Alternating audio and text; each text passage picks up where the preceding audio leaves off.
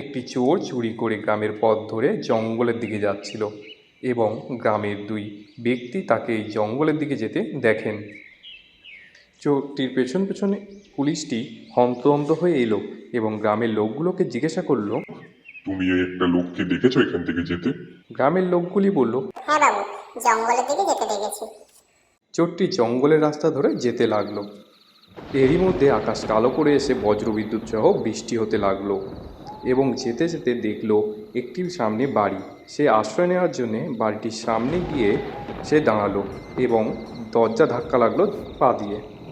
দরজা খুলে যেতেই সে দেখলো সামনে একটা পেতনি। চোরটি মাটিতে পড়ে গেল। পেতনিকে দেখে সে দৌড়াতে লাগলো। ইতিমধ্যে পুলিশটা এসে তার সামনে এসে দাঁড়ালো এবং তাকে একটা লাথি মেরে তাকে অজ্ঞান করে দিল।